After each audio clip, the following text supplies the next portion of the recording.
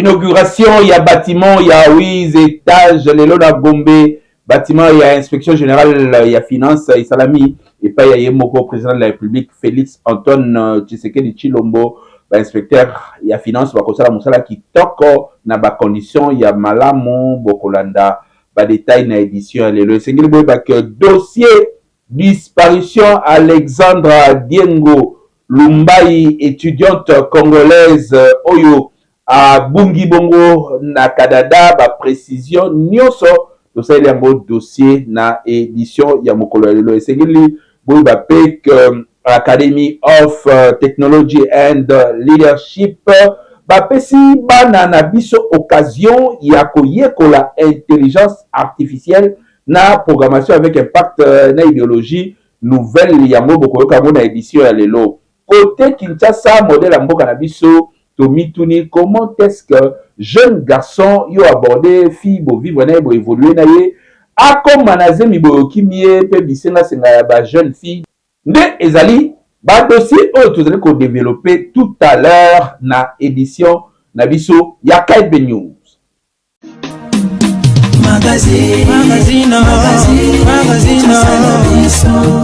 Inauguration, il y a bâtiment, il y a 8 niveaux, il y a inspection générale, il y a finance. Et Salami Lelo, na président de la République, Félix Antoine Tshisekedi, va détailler vos d'un reportage signé Faso Kirobe. Félix Antoine Tshisekedi Chilombo, chef de l'État, a procédé na inauguration ya immeuble Etienne Tshisekedi wa Mulumba, immeuble Oyo, etongami na mbongo ya inspection générale des finances Oyo ekambamaka epai ya Monsieur Jules Alingete. Si esengeli koyeba immeuble Oyo bapesi yango kombo ya Etienne Tshisekedi wa Mulumba pona lutte Oyo Etienne Tshisekedi amenaka contre ba anti-valeur nyonso di cérémonie Oyo esalemi na présence ya ba autorité ebele ya mboka Oyo bayaki ko assister na inauguration ya immeuble ya IGF nasima ya mu de circonstances Oyo esalemaki epai ya inspecteur général ya IGF Monsieur Jules Alingete, mais ingénieur Oyo basali mosala ya kotonga immeuble Oyo. Ebaki na kosala présentation ya immeuble Oyo ezali na 9 niveaux, 8 étages, pe rez-de-chaussée. Immeuble Oyo ezali na 7587,90 km² na kati na yango ba bureau ebele ezali pe ba salle ya ba réunion pe conférence ezali na kati. On a rappel, IGF ezali inspection Oyo ezali attaché na présidence ya République ezali na mosala ya qualité contre ba détournement ya mbongo ya l'État pe ezali pour na ko renforcer efficacité na finance publique. Ezali créé depuis 1975 na 2019 nde ezalaki relancé kasi mosala na yango eye komona na makasi mingi koleka na arrivé ya président Félix Antoine Tshisekedi Chilombo. Première séance, il y a entraînement, il y a ba léopard, il y a Mikolo et Bandaki Mokolo ya lobby lundi na stade de partir. Ba léopard ya RDC bazali ko se préparer pour na CAN Oiko Salema na 2025 na Maroc match ko betama contre Tanzanie nde bazali ko se préparer pour na yango ba détail to yeba nani aye nani nano ayete na reportage Oyo signé Faso Kirobe. 14 joueurs, il y a le pas Neba Bandaki. Première séance, il y a entraînement na stade de martyr pour nous préparer match aller p retour contre Tanzanie.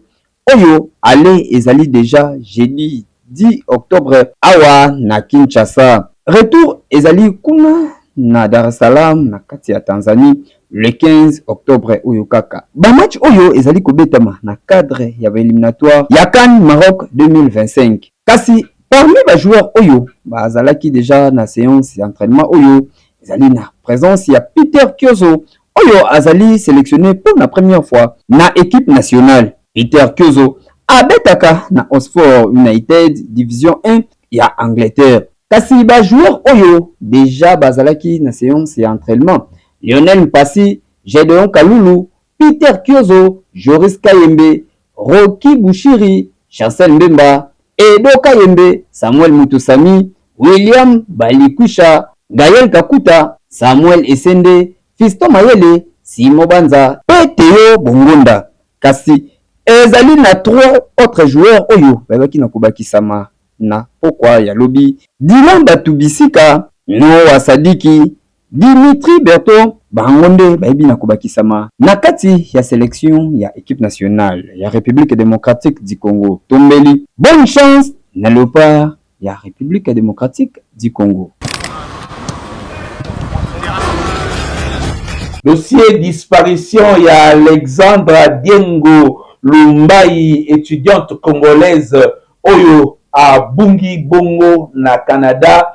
L'État canadien, topé police canadienne, ezali alerté partout dans le monde de Batoba Telemi pour na koyeba mwana wana keyo apiye mutakota ki kaka na parc ya Pamba. Dossier ya mukolo ya lelo oyo KNB est proposé bino. So I'm thinking, Jesus is coming back soon. However, we don't know the day. Étudiante na université à Trois-Rivières na Québec na Canada, Alexandra Martine Diengo Lumbai, congolaise d'origine, née au Cameroun, à Tanga, Afrique du Sud, maman naye à Tindaye na Canada il y a 2 ans. Pour qu'elle continue l'étude naye à Bungi depuis mercredi 2 octobre à Kendaki na parc il y a l'île Saint-Quentin. Et si ka la dernière vidéo et mona kindenge azali ko kota na kati ya parc kasi tito azali ko sala reportage oyo ba vidéo si ke la kisi azali ko bima ezali te parce que parc wana ezalaka na entrée moko pe sortie moko. Maman na etango amoni 2 jours eleki azali ko yoka mwana na ete même na téléphone a lancé alerte à travers le monde boyoka maman. Moi, je ne vis que pour mon enfant. Je ne vis que pour ma princesse. Je ne vis que pour mon enfant. Alors je demanderai à toute personne qui pourra avoir des nouvelles, je ne sais pas, des indices, quelque chose qui pourra nous aider. Qui pourra aider la police canadienne, parce que la police canadienne, elle travaille, elle continue encore à travailler maintenant. Mais je pense que par mon devoir de mère, je ne peux pas rester comme ça. Il faut bien que je fasse... il faut bien que j'alerte le monde.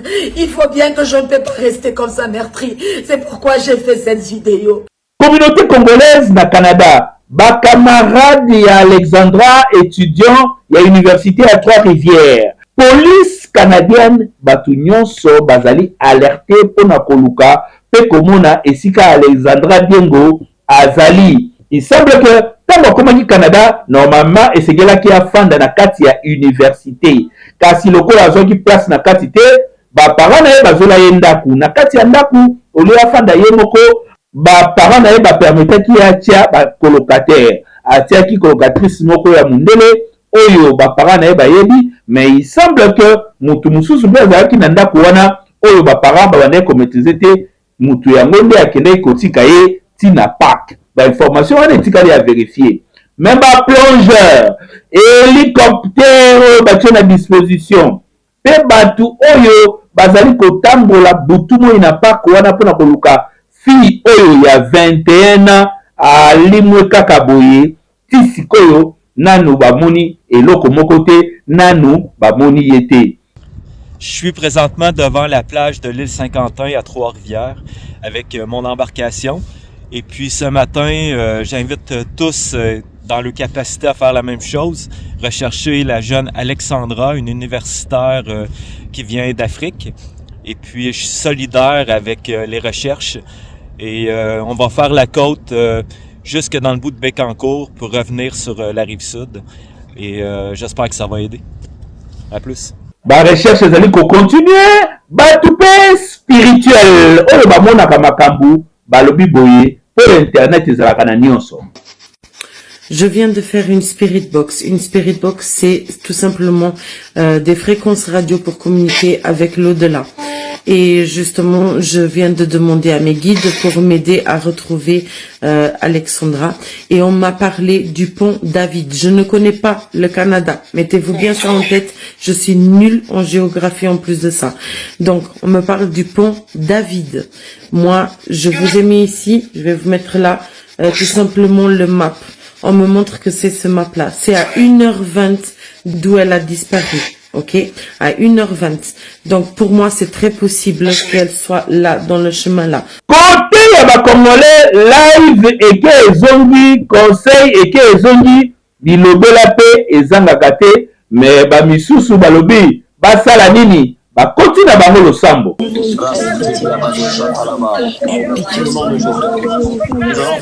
Alors que nous sommes en train de prier, ceci devient encore un peu plus clair, c'est que il montre cet extrait.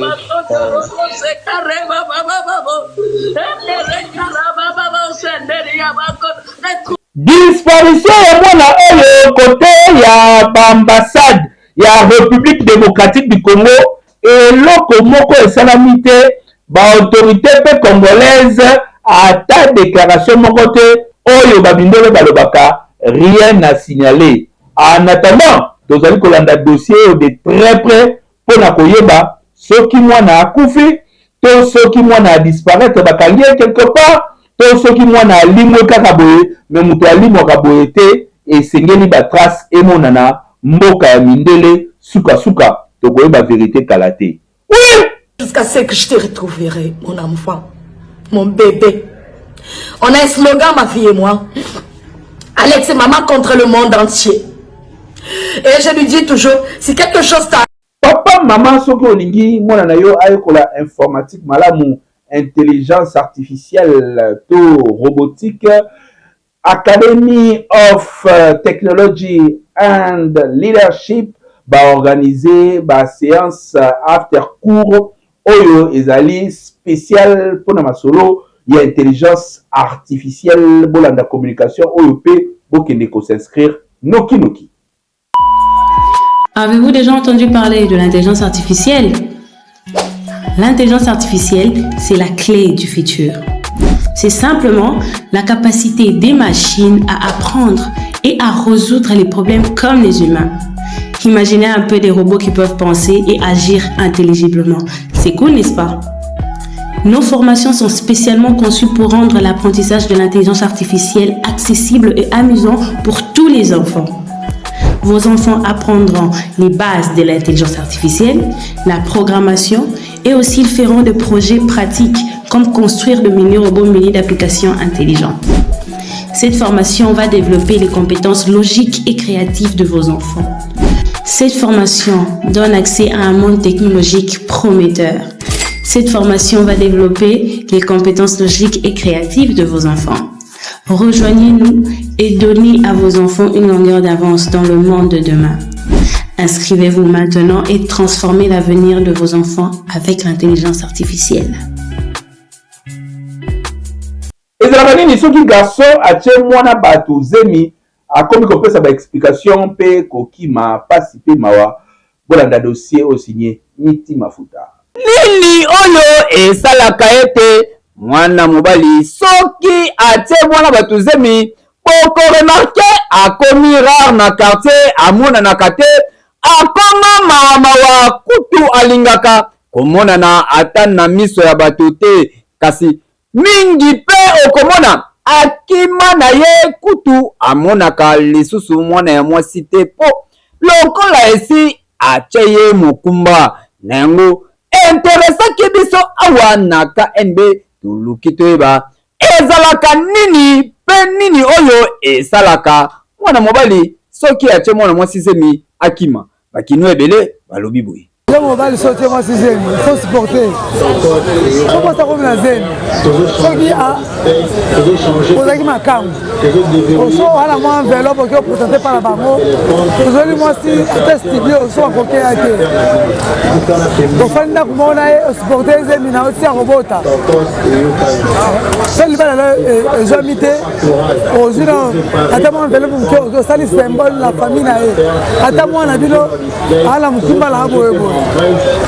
Autrement, on te dit, ok, moi là-bas, on souffrir, on lit comme la passe, on lit comme la passe. On se fait la hauteur. Ma rapport au salaire est qu'il y a des pété. Attends, le Kimbo, on n'a pas mon on se donne beaucoup au Kimi. Batika, on s'en makambo mabe otie mwana tozemi supporte atina z ata mingi te mwa mokie sentiment mokinde ekendanga mpena sentiment mpe na sentiment tokutani apres erreur ekotiwa tobengaka erreur ya première fois erreur ya première fois na ndenge ekwei bon ekombruyenga mpe nakoki kokima mpe nakokima te apapa ya nini bon ya mwana bato na projet ndenge yazela wana nde mpe famille mpe ndenge emelelaka yenga mpe nayebi te nanga mpe nde na vivre nde mpe famille vivrelaka nayebi te na teke tokutani erreur ekwei nazemisi mwana bato bon ya mokumba nanga nakoki kokima étoile ya bato ya nzambe oyo ezaki ekobénéficie nga un jour lobi nayebi te na souffrance onga naamona so mpe namengi mpe kopartife mpe na souffrance onga mpe erreur oyo nakwesi wana toya misu nzambe batomboli baselo ngai nakomona ko erreur mais so nase concentré nanga intila kokima esimba nango te mwasi peut-être nokomo bakotia mwasi zemi akimi lelo tokomona actuellement na mboka na biso nde tovivre nga na mobali peut-être nakozala na mwasi mo naovivre ne vis-à-vis ya comportement nakozala mibale misato peut-être ere akomi na zemi mwana ndima mamo facilement ezala te nakomo raisonne ebele namonaka na motu lingani yango misusu bakimaka na atie mwasi zemi akimi deuxième ezalaka propos peut-être mobali mosusu mwasi akolingana nzela tolingani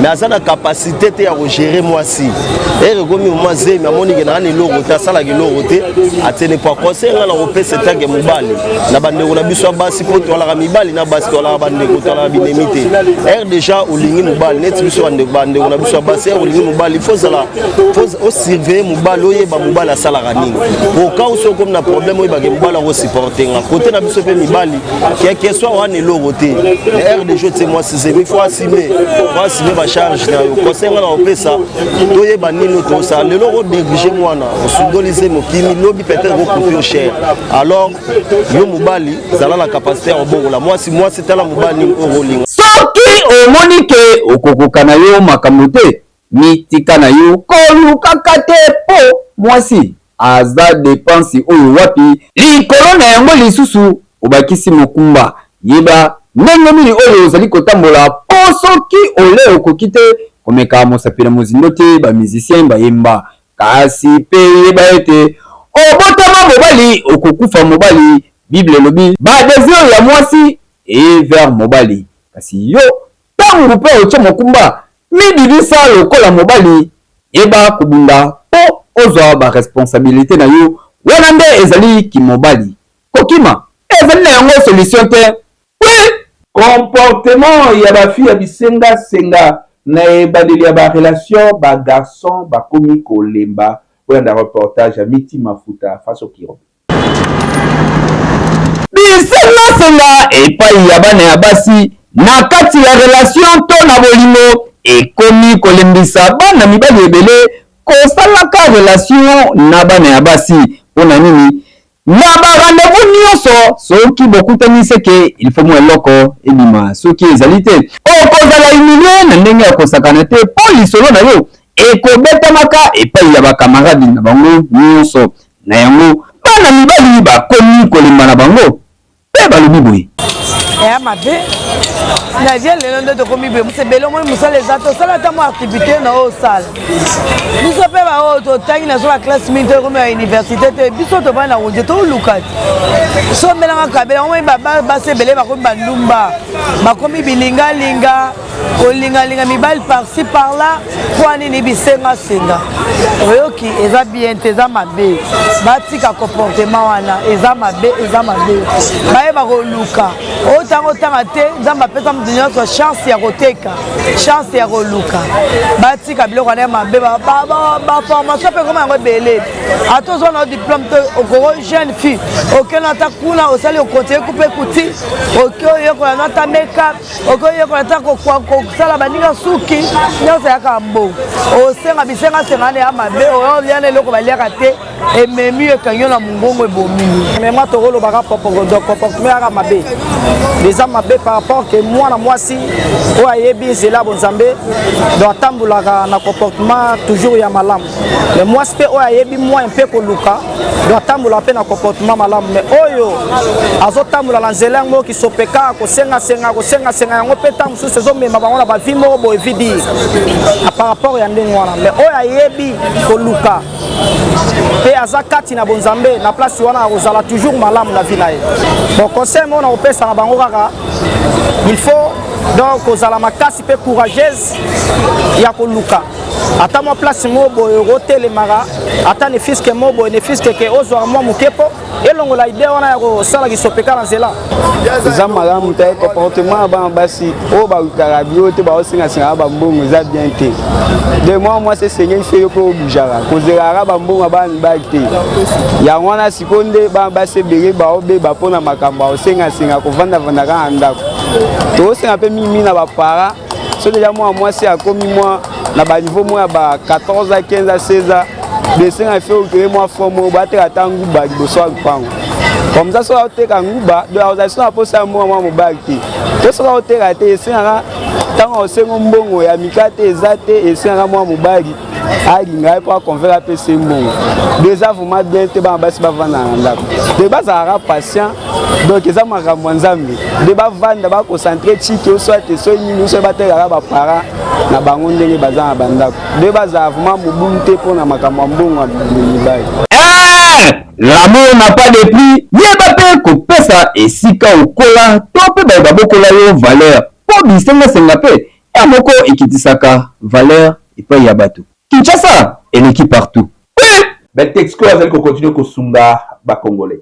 Betexco na bolinga zaka nango na ba consommateur na ye nyonso ba mamba lamba biloko malamu ba service traiteur na ba fête ya mariage na ba anniversaire en tout cas eloko bosengaki Betexco sa yeli binango comme nango mayo ketchup. Mayo ketchup ezali automate, ezali ketchup kitoko utumboka Arabie Saoudite ou la qualité supérieure ou ezana saveur à tomate kitoko en tout cas au lango frites na yo, au lango petit déjeuner nandako, au lango ba buffet froid en tout cas ketchup ou ke sungao pote biloko nezala kitoko makasi surtout ba client bali yango malamu même nandako ba papa ba mela soupe basi sa sani tala particularité à ketchup automate à Betexco ezali na 520 ml. Tozali pe na oya muke il y a 260 ml.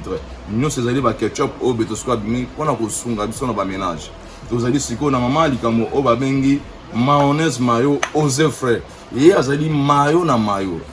So ba lelo ba lelo poulet mayo ezali pona mayonnaise mayo oya Betexco aux frais ba benga mayonnaise de professionnel. Tozana mayonnaise oya munene ya 1 litre na benga ngo ma famille. Les aliments mayonnaise de professionnels. Donc, ils apprennent à grillade, mayonnaise à zei, mayonnaise à qualité kitoko, mayonnaise à pro, aux sunga, ils sont sur le ménage et surtout, ce qu'on m'a mis quand on l'école, on a mis ça dans la cuisine, en tout cas, dans le côté single. Vous avez les sous na eau, il y a 500 ml au bachayel, balingaramingi, au bazaliko, il y a partout, surtout dans le scolaire. En tout cas, aux amis, mais ça nous ressemble à mayonnaise de professionnel. Côté sunga, biso, sunga, nous on a des recettes, et puis, bien ça va client à ça. Maman responsable. Kozangisa mayonnaise mayo aux frais kozangisa mayo ketchup te ya munene na muke et que sunga bino pe biso pour na bolé et surtout yango et bengaka ba client pamba c'est ça la qualité ya mayo professionnel ya Betexco. TikTok ya lelo nini ezali kolekana kuna bolana cette affaire d'Alexandra parce que j'ai l'impression qu'on ne sait pas de quoi on parle et j'ai l'impression qu'on veut se cacher une vérité. Alexandra est une jeune étudiante congolaise qui a disparu. Quand j'ai écouté la vidéo de sa mère pendant 2 jours, je m'assois, je réfléchis et je me dis souvent, on met des enfants au monde pour être heureux. On fait des sacrifices pour eux.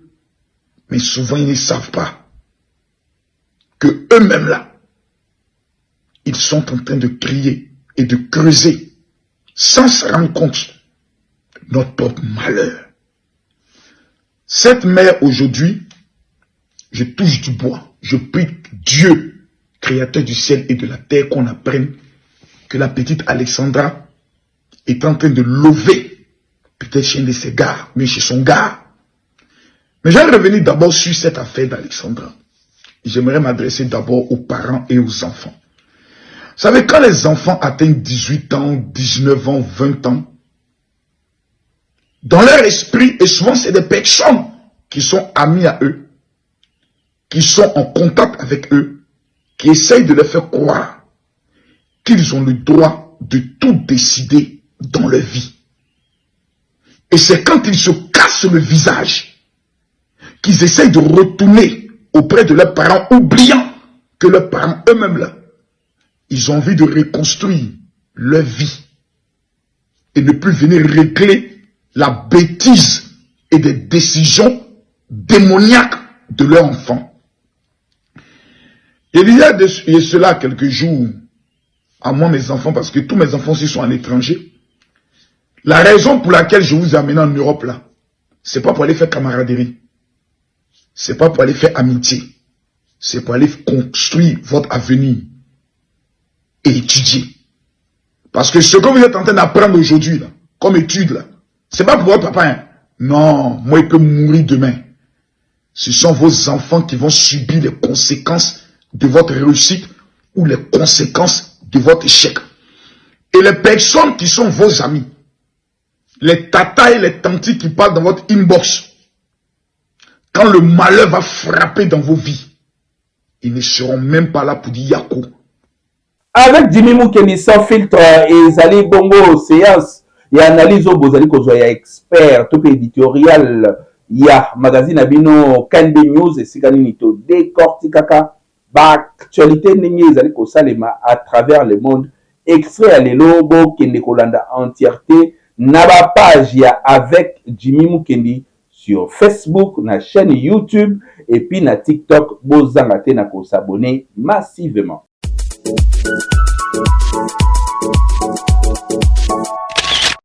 Disparition, il y a Alexandra Diengo Lumba. L'isolo on ezali kopesa pasi na motema parce que tout le monde na ba réseaux sociaux comment est-ce qu'une maman est en train de fondre en larmes ne balwana français azali kolela mwana wana azali l'unique mwana oyo azwa na vie na ye. Et cet enfant, elle a eu à l'âge de 17 ans. Maman, mais elle n'a que 37 ans. La dame n'a que 37 ans. C'est-à-dire, moi, c'était presque son ami. Parce que moi, Nana a 21 ans, Lélo.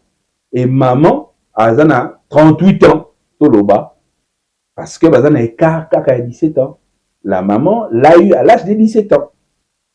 Si vous avez là, neye maman ona azu temps na ye ya kosala nyonso pona ko forger mwana parce que bon na ba recherche to kine kosala ba vidéo ya maman ona aza ko expliquer ndenge nini na vie na ye soki azo tambola zo mona ba jeune fille baza ko tambola mabe ndenge ça ke passe so moni jeune fille osala nzela zigzag ye en tant que maman a intervenaka. Donc, une jeune fille a na mobile na loenge apesaka conseil. Et cet moment-là, aujourd'hui, na ba vidéo mususu to retrouver na compte ya maman wana a agisaka bongo. Il est vrai, c'est une dame qui a fait sa vie. Mais moi na wana boti na Cameroun. Mwana aza l'unique bien au maman wana azali na yango lobi, elle peut tout pour sa fille. Imaginez-vous tant que si mwana wana na Afrique du Sud. Si ça a investi quand ça en Afrique du Sud, maman lobi, moi na Congo jamais. Ba saleli moi na ba démarche pour que ne kotanga na Canada. Koko maman na komi na Canada.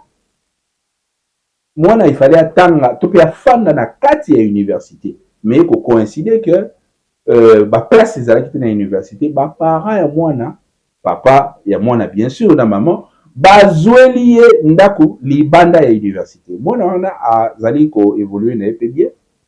Ba biso université à Trois-Rivières na Québec. Abane ko évoluer na bien. Et si kaza ko fanda sango ezali ki afandaka na ba roommate na ba colocataire na français na colocatrice moko ya canadienne ya mundele. Mais yeko coïncider que ba biso que nzokande a bombaki pe yanke moko kuna na kati bo wana to okota mingi te parce que semble-t-il que yanke wana ndi mutakene ko tikaye mokolo wana na parc et puis yanke akina banzela na ye.